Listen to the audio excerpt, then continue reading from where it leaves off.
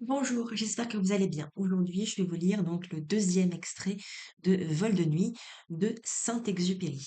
La mort dans les étoiles. L'avion de Fabien est en effet à bout d'essence, il est perdu. Dans le drame collectif qu'évoque Vol de nuit, il a été suivi par tous les postes à terre depuis son départ de Patagonie. Mais une fantastique tempête s'est élevée. Les communications sont impossibles. Fabien et son radio, qui se sentaient accompagnés par les efforts et la pensée de leurs camarades, sont maintenant seuls dans le ciel en furie. Ayant lutté jusqu'à la fin, Fabien, à la dernière minute, s'abandonne à un vertige de clarté. Il vient d'apercevoir, dans une déchirure de nuages, comme un appât mortel au fond d'une nasse, quelques étoiles. L'art de Saint-Exupéry transforme cette fin de vol en une fabuleuse ascension. Il monta, en corrigeant mieux les remous, grâce aux repères qu'offraient les étoiles. Leur aimant pâle l'attirait. Il avait peiné si longtemps à la poursuite de la lumière qu'il n'aurait plus lâché la plus confuse. Riche d'une lueur d'auberge, il l'aurait tourné jusqu'à la mort autour de ce signe dont il avait faim. Et voici qu'il montait vers des champs de lumière. Il s'élevait peu à peu en spirale dans le puits qui s'était ouvert et se refermait au-dessus de lui, dessous de lui. Et les nuages perdaient, à mesure qu'il montait, leur bout d'ombre. Ils passaient contre lui, comme des vagues de plus en plus pures et blanches. Fabien émergea. Sa surprise fut extrême. La clarté était telle qu'elle l'éblouissait. Il dut quelques secondes fermer les yeux.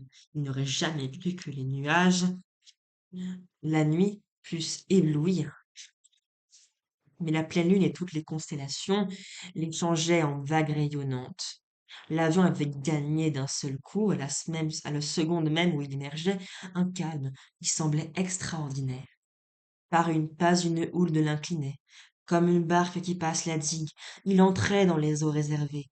Il était pris dans une part de ciel inconnu et caché comme la baie des îles Bienheureuses.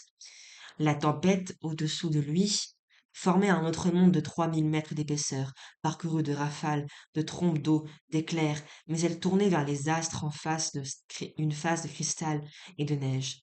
Fabien pensait avoir gagné des limbes étranges, car tout devenait lumineux, ses mains, ses vêtements, ses ailes, car la lumière ne descendait pas des astres, mais elle se dégageait au-dessous de lui, autour de lui, de ses provisions blanches.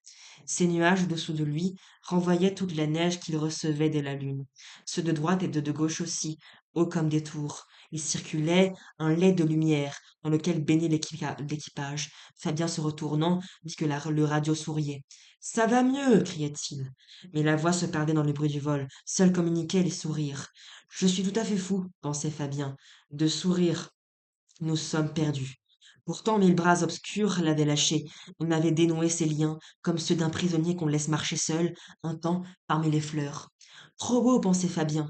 Il errait parmi les étoiles accumulées avec la densité d'un trésor, dans un monde où rien d'autre, absolument rien d'autre que lui,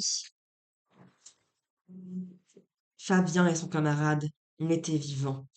Pareil à ces voleurs des villes fabuleuses, murés dans la chambre au trésor, dont ils ne sauront plus sortir.